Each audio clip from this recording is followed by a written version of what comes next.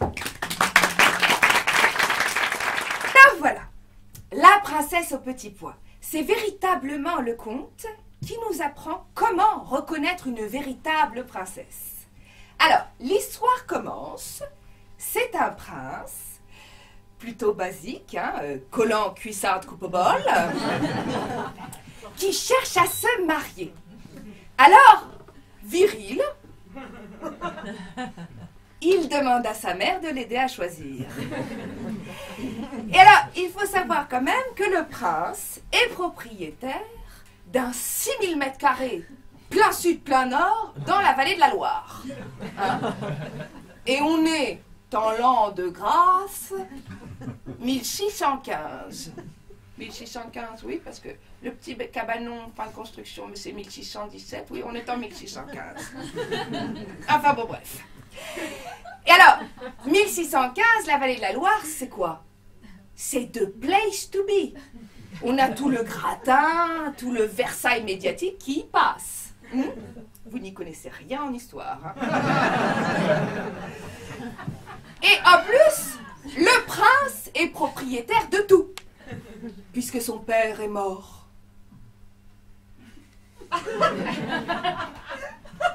Suite à une otite. Donc évidemment, il y a pas mal de princesses qui se disent quoi? Elles se disent, pour 6000 mètres carrés, un collant, ça s'enlève. Mais le prince fait la grande diva difficile. Personne ne lui plaît, personne n'est une véritable princesse. Alors qu'entre nous, la petite Miss Poitou, charmante. Bon, c'est vrai qu'elle avait un petit pied beau. Mais enfin, un pied beau à l'époque, c'est rien du tout, c'est une frange mal coupée. Puis elle était rigolote comme tout, elle gobait des pieds de porc à la lavande. Et de temps à autre, des petites cervelles de mouton. Et puis elle plaisait beaucoup à la reine-mère. Alors, la reine-mère, on a une petite gravure sur le conte. Il faut vraiment s'imaginer une belle bavaroise aux rondeurs toute flamande. Et alors on sent que c'est une femme de tête. D'ailleurs, elle fait un truc très étonnant. Elle s'épile le front. Mais parce qu'à l'époque, c'était la mode. Il fallait avoir moitié-moitié. Donc tu fais comme ça, à partir de là, tu piles. Ça devait être très rigolo, les conversations entre copines.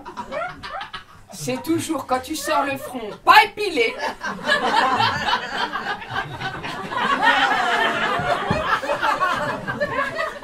Qu'il t'arrive quelque chose. Ah bah bon, bref. Revenons au conte. Une nuit, sans prévenir, forcément. Bon, j'ai rien contre les gens qui préviennent pas quand ils arrivent, mais là, c'est un pont-levis quand même. En pleine nuit, elle a réveillé 6 paysans. Les pauvres bougres. Et puis il pleuvait, donc ils n'ont même pas pu s'éclairer à la bougie. Ah bah bon, elle arrive. Et là, on ne sait pas pourquoi, la mère devient folle. Elle empile des matelas, elle salit, elle salope toute la literie avec de la nourriture. Bon, grosse névrose autour du lit conjugal de son fils. Et alors, au petit matin, force est de constater que la fille arrivée la veille, c'est la véritable princesse. Pourquoi? Eh bien, tout simplement parce qu'elle se lève, directement, elle se lâche.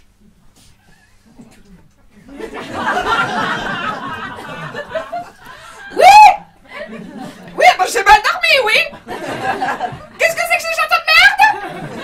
Mais elle se tait, la vieille, avec sa tête en 16/9. Non! On a mis de la bouffe dans mon lit! Si! Enfin! J'ai trouvé un petit pois!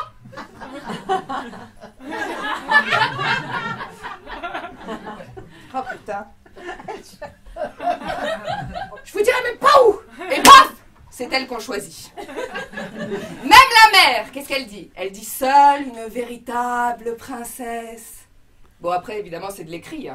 S'il faut, la mère, elle a dit seule une véritable princesse. Mais dans tous les contes, le concept de la princesse, qu'est-ce que c'est? C'est une femme qui n'a pas de copine.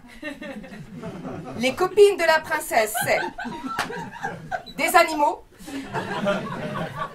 des hommes nains,